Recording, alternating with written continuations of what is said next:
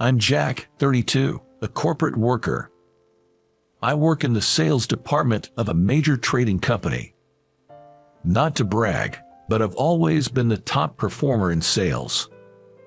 I believe my competitive nature has played a big part in that. It was after I started my job that I realized my talent. This month, I'm leading the pack in sales again. I let out a sigh of relief seeing everything going as planned and closed my computer screen. The same routine every day. For me, that's the best reward. I just can't find enjoyment in major changes to my daily routine. I think only laid-back folks can do that. I feel sorry for those who say I need some excitement. They don't appreciate the value of everyday life. But then, someone who shook up my routine appeared last spring. In April, the person transferred to our department was a younger female boss named Lucy. Her title was Assistant Sales Manager, which made her my immediate superior. It's not like I hold a grudge against her, but I've always struggled with women in general. There's a reason for this. My mom left my dad and me behind and ran away from home. Please don't get me wrong, it's not like my dad had a drinking problem or was violent or anything. On the contrary, he was often sick. And it was my mom who took care of him. Whether she got tired of caring for him, I don't know. When I came home as a middle schooler, she left a note and was gone. Take care of your dad for me. That was all that was written in the letter from my mom, and I remember being stunned by it. More than sadness or loneliness, anger towards my mom welled up inside me, and I struggled to keep it down. Dad never blamed Mom for leaving and just accepted it as if it were the most natural thing in the world. And so, it was just the two of us, me and my dad, starting our life together. Dad couldn't work and relied on public assistance. From high school, I started working part-time jobs, dedicating myself to supporting our household and my dad. There was no time for me to enjoy a typical youth. Never wanting pity from anyone, I became adept at putting on a brave face, no matter what happened. I must have been a tough kid, I guess. Sadly, after a prolonged illness, Dad passed away 2 years ago. When I was freed from caring for my dad, I was at a loss for what to do next. I felt as if my worth had vanished. I immersed myself more in my work, probably due to the loss of my dad. You're always top in sales, Jack. I believe the first time Lucy, who has been assigned in April, spoke to me was around this time. It felt like she was making small talk, and to be honest, it felt tedious. I put in the effort, that's all. I didn't mean to be modest, but most people accept that response. Of course, otherwise, achieving such results would be impossible. In front of the sales performance posted on the whiteboard, Lucy said that and nodded in agreement. Every time she nods, I catch a whiff of the sweet perfume she's wearing. Let's do our best this week too. She gave a light pat on my shoulder and headed back to her desk. There was a silver ring on her left ring finger. I was slightly taken aback when I found out she was married. She's younger than me, and well, she doesn't give off that married vibe. Not so domestic, I just felt like that. I found out the reason for this purely by chance. Every office has its share of gossip mongers. And ours was no exception, with many relishing in the rumors during their breaks. Today, one of the clerks was proudly sharing some juicy news she had overheard in the break room. And I just happened to overhear it. According to the office clerk, it seems that Lucy's husband passed away due to illness the year before last. This means she is a widow now. I heard it all happened so fast, from the time the illness was discovered to his passing. Hearing that, I stepped away from the break room. It was a bit surprising to think that someone as cheerful as Lucy had such a past. But then, another thought crossed my mind. Why didn't she leave her husband, I wondered. Was it because his decline was so rapid, from treatment to demise? I believe that if her husband had struggled for a long time and had not died, Lucy would have left him. I know it's a biased thought, but this is something I know from my experience, and I believe it's the truth. What's wrong? Your coffee is going to get cold. Lost in these thoughts, I completely forgot to sip my coffee. By the time Lucy, who was next to me, pointed it out, I hurriedly took a sip, but it was already lukewarm. I'm sorry, I was spacing out a bit. Apologizing for being lost in thought during work, Lucy looked at me puzzled. Then the next moment, she smiled brightly. Don't be silly.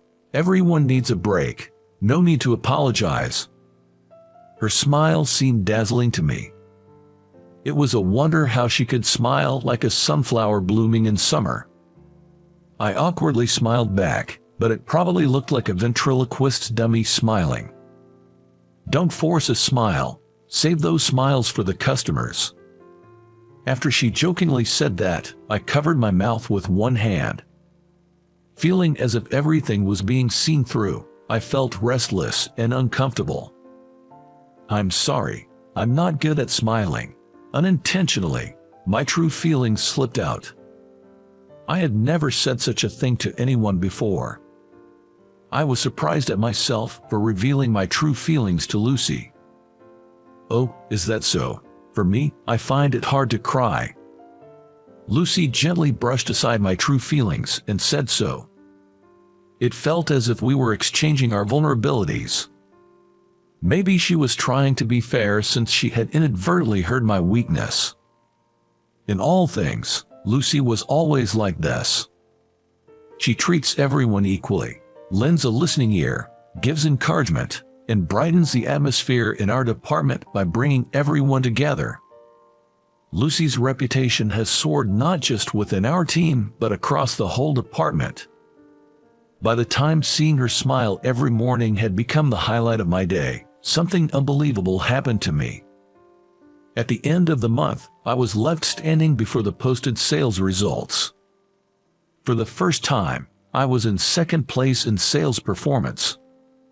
I couldn't hide my dismay, wondering if there had been some kind of mistake. The one who surpassed me and jumped to the top was a junior who had been hovering around the middle of the pack until last month. I have noticed they'd been putting in the effort after receiving advice from Lucy recently, but I never, not in a million years, thought they would surpass my sales performance. As I heard the cheers of my junior behind me, I kept telling myself to stay calm. Losing my composure was not an option. I must keep a straight face, so as not to be pitied. The nails of my tightly clenched fist were digging into my palm. The one who gently wrapped around that fist was Lucy's slender finger. A fleeting moment as she passed by. Her fingertips seemed to soothe me, as if to say, "It's okay." Involuntarily, I looked up. Without looking back at me, Lucy walked straight toward my junior and congratulated him. The touch of her fingers lingered on my fist. It felt as if her feelings were flowing into me through her fingertips, a strange sensation. The tension of my clenched fist gradually eased. I could feel my strained emotions lightening. I won't lose next month. I conveyed my genuine feelings to my junior. The words came out naturally, probably thanks to Lucy. Lucy looked at me and smiled brightly. It was her usual radiant smile like a sunflower. After work that day, we finally had Lucy's welcome party within our team. The team's party planner had booked a stylish Spanish restaurant. Our team always had high attendance at these parties, thanks to his efforts to find various interesting places for every gathering. This time too, almost everyone was attending. We enjoyed exotic dishes and delicious wine. Under normal circumstances, I'd probably enjoy myself more, but I was a bit different tonight. I couldn't stand the fact that my sales performance was surpassed by a junior colleague. The supposed relief I felt was stirred awkwardly again by drinking alcohol. This feeling of irritation shrouded my chest and invited a worse state of drunkenness. I'm definitely not a bad drunk. I'm always properly paced, and getting disorderly is unthinkable. But tonight was different. I couldn't disguise my emotions and overtly avoided Lucy. "Please, drink over there. Don't mind me. Don't worry, I'll work harder from next month." I confront Lucy, who just sat next to me and started talking with slurred words. "Come on, don't dislike me that much." Lucy, trying to calm me down, seemed to act superior even though she's younger, and it irritated me more. "How did you even get promoted? There's no way you can get promoted while taking care of a sick husband, can you?" My mouth wouldn't stop in my drunken state. I know I'm in trouble in my head, but harsh words just keep spilling out of my mouth. "Oh, you seem to know a lot. I'm a more capable woman than you think, Jack." Lucy brushes off my sarcasm with a complacent attitude. Even that attitude started to anger me. "Jack, you struggle with women, don't you?" she said with a mischievous grin, making my heart race, and I unintentionally get lost for words. "See, bullseye, spot on, right. That's why whatever you say, Jack, it's fine by me." Taking a sip of red wine, Lucy said it with a straight face. This is her true feeling. It's like she thinks she knows everything about me. "What do you know about me, being younger and all?" I find myself getting defensive. The room's atmosphere suddenly turns icy. It seems my voice was louder than I thought. "I do know, too bad. You don't like me, do you, Jack?" Sticking out her tongue in a teasing manner, Lucy seems to provoke me. I, irritated, unintentionally stood up from my chair. Lucy looks up at me with challenging eyes. "I never said such a thing. I can tell even if you don't say it." She pouts her lips. Somehow, she seems a bit sullen. After a few similar exchanges, I was the one who lost my cool first. I drained the wine I had in my hand in one go and leaned towards Lucy, shouting, "That's what I'm saying. I like you." In that moment, Lucy, with wide open eyes, looked up at me. Being able to surprise her, I felt satisfied. In the next moment, I blacked out. The next day, I woke up in my room with a hangover, holding my aching head.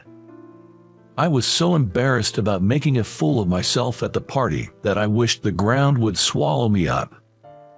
Alone, I tossed and turned in bed.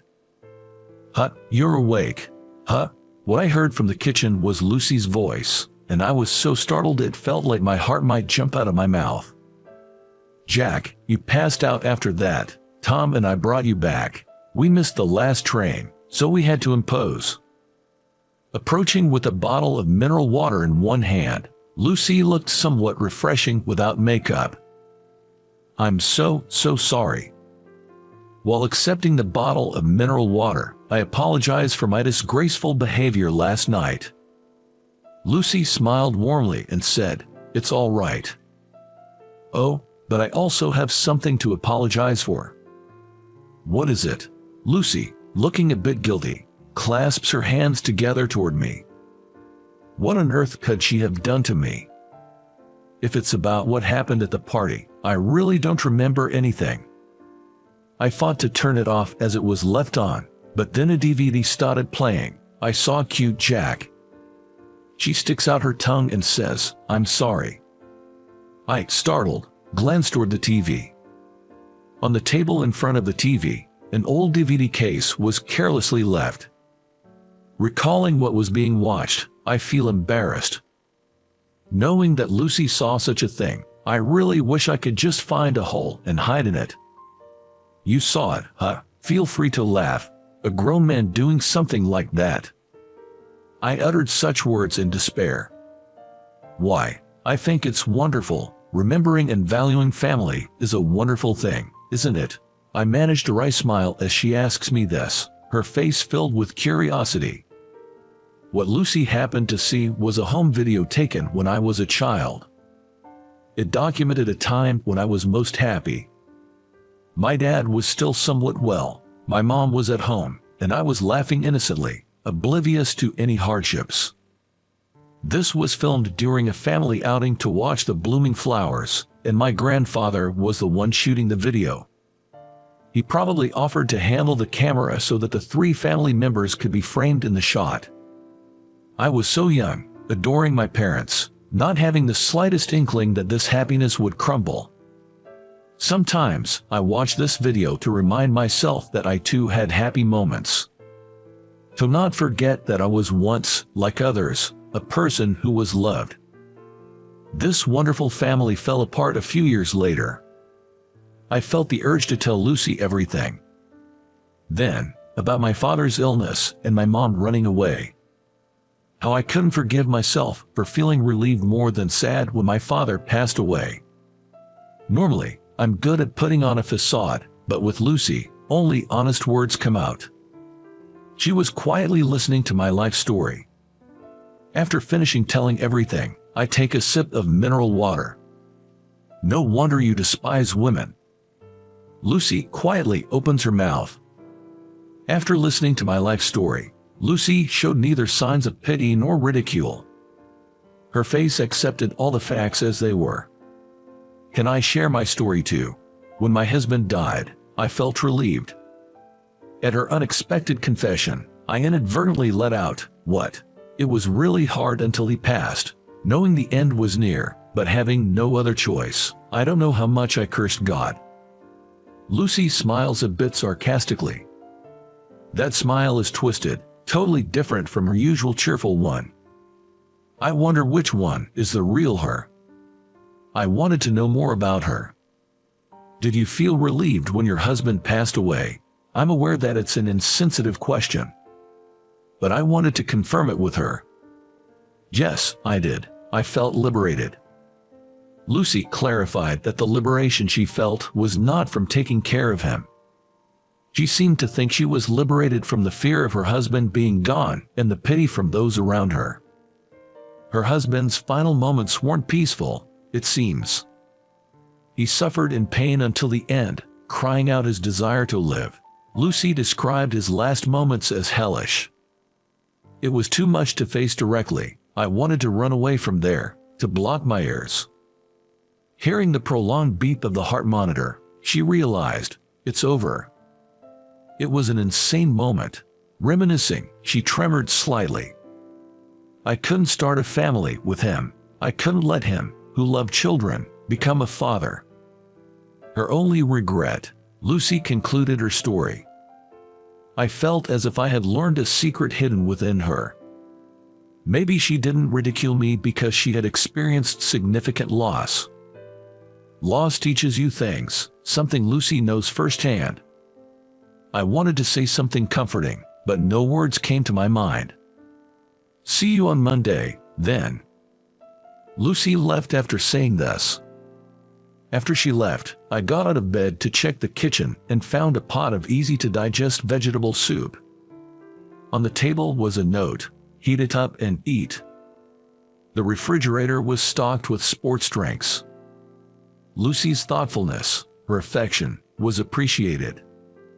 From this day on, Lucy's presence in my life grew increasingly significant. I found myself hoping that she felt the same. However, when I went to work on Monday, her attitude was no different than usual. I was taken aback, thinking we had a special connection, sharing secrets no one else knew. Boss and subordinate. Nothing more, nothing less. Such a relationship continued until the next spring. It was almost a year since Lucy was transferred. When spring comes and the cherry blossoms are in full bloom, I feel lighthearted every year. Perhaps my body remembers the joyful times. Sunday was the anniversary of my father's passing, so I went to visit his grave. I cleaned it neatly and offered fresh flowers. I lit a candle and a cigarette, his favorite, together. I remember my father sneaking cigarettes, despite doctors' warnings. He would laugh while smoking in his sickbed, saying, "This is the one thing I can't give up." Thinking back, he might have been a strange father. I wonder what kind of life he would have led if he hadn't been sick. I watched the smoke from the candle and cigarette rise into the air, imagining his life. Usually, I would feel more depressed visiting this grave, but not this time. The lake inside my heart was still. I felt very flat, quiet, and calm. I think it was the first time I prayed with such feelings. I realized something is changing within me. My obsession with being the top in sales has relaxed, fluctuating between first and third place. I'm no longer disturbed by it. I'm even surprised at myself for being able to sincerely rejoice at my junior's growth and colleagues' efforts. She has undoubtedly changed me. Lucy's presence has changed me. I haven't told her, but I'm truly grateful to her from the bottom of my heart. Later, that confession video shown to me by a colleague at a drinking party is now a funny story. Huh, Jack? No way. Don't you think this is too much of a coincidence? Suddenly, a voice called out, and when I turned around, there was Lucy. She is holding flowers for the offering. Huck, Lucy, is your family's grave here too? Lucy shared that it's her husband's monthly Memorial Day. Somehow, I find myself helping out with the cleaning. Lucy carefully polishes the tombstone, offers candle and a lit cigarette, just like I do. My dad was the same, cigarettes. As I mentioned this, Lucy smiles and says, "Really? Such selfish people, really?" Despite being sick, as she lights up her second cigarette. They can smoke all they want in the afterlife. Laughing freely, Lucy looks up at the smoke rising to the sky and murmurs something to that effect. Her profile looks so bright and cheerful. Perhaps Lucy has also managed to sort out her feelings. Jack, ready to head back, fancy a walk together? Returning the ladle and bucket to the fountain in the precincts, Lucy invites me for a walk. It's a beautiful day, a walk sounds nice. Hearing my response, Lucy guided me to a park near a temple, known for its beautiful cherry blossoms. The fully bloomed cherry blossoms were visible even from afar. There were many people enjoying the cherry blossoms, and with stalls set up, it had a festive atmosphere. I narrowed my eyes at the familiar place, feeling a sense of nostalgia. "You remembered?" I mumbled inadvertently. I would never forget. I decided that day that we would come here together when the flowers bloomed. Lucy says while looking at the cherry blossoms. While slowly walking among the blossoms, I steal glances at her profile. Seemingly noticing my gaze, our eyes suddenly met, causing me to involuntarily stop in my tracks. I can't stand it anymore. I hate waiting. Suddenly, she puffed out her cheeks and stamped her foot. Faced with her childlike behavior, I found myself feeling flustered. What upset her? I'm sorry. I apologize just in case, and the words of apology just spill out. Seeing me like this, Lucy puffs her cheeks again. Really, you are hopeless. Can I accept that confession? You did say you liked me at the bar, right? At the sudden confession, I inadvertently nod in agreement. I don't want to be your lover. I want to be your family, Jack. I want you to be a part of my family. Lucy says with a serious expression. I think, ideally, I, as the man, should have said it first. I feel really bad for not having the courage. I bet Lucy had decided to confess to me in this park during the cherry blossom season. Are you sure about me? I'm not a good guy. I want you. You cherish your wonderful family. That's why I want you, Jack. She hugged me tightly like a child. Her body was soft and slim, and I could smell her usual perfume. I'm sorry. Let me say it too. Please be my family, Lucy. At my words, Lucy tightened her arms around me. This must be her way of responding. We both carry a great sense of loss. Knowing this, I think we can cherish each other. I'll cherish you for a lifetime. I said it with all my feelings. I'm sure there's no one else in the world to whom I would dedicate these words besides her. How did you find today's story? Hitting the subscribe and like button will motivate me to create more. I'm also looking forward to reading your comments. See you in the next video.